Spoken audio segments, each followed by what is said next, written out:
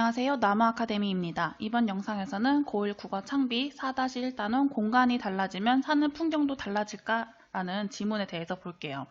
이 지문은 설명문이기 때문에 독서 문제 출제 유형처럼 내용에 대한 이해를 묻는 문제, 즉 내용 일치 문제가 가장 많이 출제돼요. 그 다음 두 번째로 많이 출제되는 문제 유형은 읽기 전, 읽기 중, 읽기 후 활동에서 떠올렸을 질문을 묻는 문제인데요. 교과서에서 읽기 과정의 점검과 조정으로 읽기 전 활동, 읽기 중 활동, 읽기 후 활동이 제시되어 있기 때문에 18번과 같이 읽기 전, 중, 후 과정에서 떠올렸을 질문이나 생각을 묻는 문제가 자주 출제됩니다. 18번뿐만 아니라 26번, 30번도 같은 문제 유형이죠. 그럼 표를 통해서 글을 정리해 보도록 할게요. 이 글은 설명문이고 비판적이고 성찰적인 성격을 띱니다. 어떤 것에 대한 비판이 나타나냐면 현대의 주거 문화에 대한 비판이 나타나요.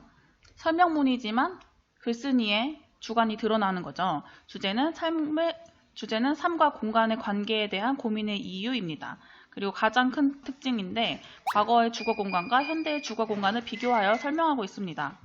대조의 방식을 활용하고 있는 거죠. 따라서 이 글과 내용 전개 방식이 같은 것을 고르는 문제도 출제돼요. 이 글의 구성은 마을의 개념과 변화한 마을의 모습을 처음에 제시한 후에 과거 주거 형태의 특징과 삶의 모습, 그리고 현대 주거 형태의 특징과 삶의 모습을 대조적으로 제시합니다.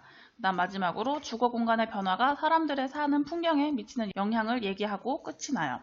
이 과거 주거 형태의 특징으로 제시된 게 사이공간이 있다는 건데요. 사이공간은 개인의 공간과 공공의 공간 사이에 있는 중간적 성격의 공간으로 주민들 사이의 사적 관계를 형성하게 하고 마을 사람들의 만남과 교류가 자연스럽게 이루어져 커뮤니티를 형성하게 한다는 역할을 합니다. 과거에는 이렇게 사이 공간을 지나면서 서로를 자연스럽게 알아갔는데요. 따라서 사람 간의 소통이 활발했겠죠. 하지만 현재에는 외부 공간이 이동을 위한 통행로에 불과합니다. 따라서 사이 공간이 있을지라도 통행로에 불과하고 머무는 공간이 아니기 때문에 소통이 어려워요. 여기서 과거와 현재의 대조가 나타나죠. 뿐만 아니라 과거의 집의 의미와 기능, 그리고 현대의 집의 의미와 기능도 달라요. 과거의 집은 마당과 텃밭까지 포함하는 공간으로 생활 영역이 마을까지 확장됐어요. 하지만 현대의 집은 개개인의 개별적인 공간이에요. 집의 의미뿐만 아니라 마을 형성 과정의 차이도 나타나는데요. 과거의 마을은 이웃의 도움을 받아 개별적으로 집을 지었어요.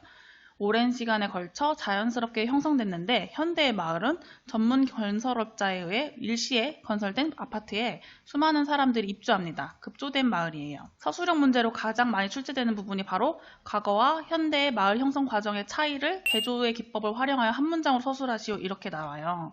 따라서 이 부분을 서술하는 연습을 해봐야 합니다.